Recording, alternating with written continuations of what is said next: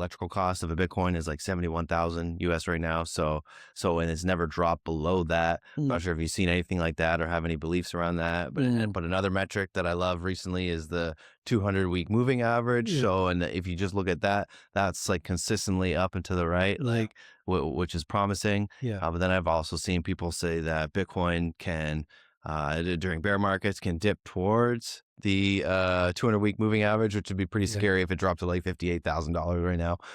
You know, we're already fear and greed index like what, 10 or 15 or something like that at the price today, which is what I say, 76,000 last time I saw. I'm sure, you know, another 800 days when we get to the next Bitcoin halving, usually it's up a lot to where the bottom is. So that being said, you and I think on the last pod, we kind of had this like agreement or like consensus that Bitcoin was probably conservatively going to hit 150,000 US dollars this cycle.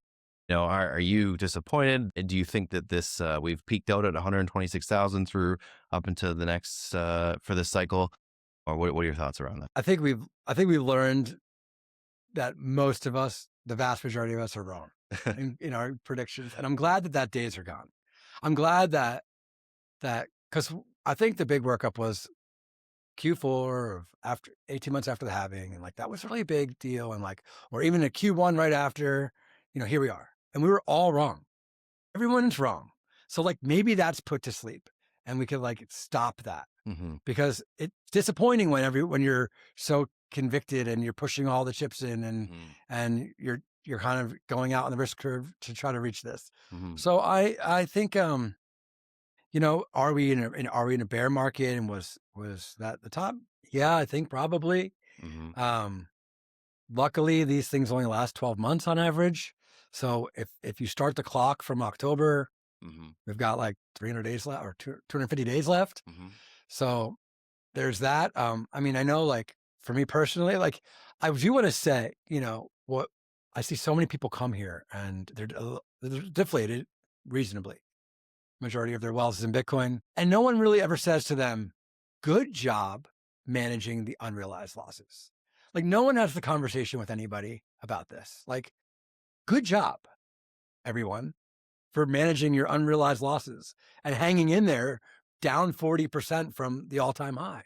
And I think that there's something to be said for that, because everyone, it's a very private thing, you know, how much Bitcoin each person has and where they're at, and no, they're not consoling someone of like, oh, my Tesla stock's up and down 20%. Like those conversations don't happen in Bitcoin. Thousands of people come here, and hundreds of thousands watch the Thai side of it. So I suggested for the news, at the end of the news today, that like to be encouraging and tell people like, congratulations on managing this, and it really strengthens you. I mean, I think like after FTX, you know, and we made it through that, and luckily we were able to buy Bitcoin and stack stats there. This like feels a little bit like that. Like I'm trying to remember how I felt 4 years ago, and like I felt similar, like to What's happening? The studio is exploding!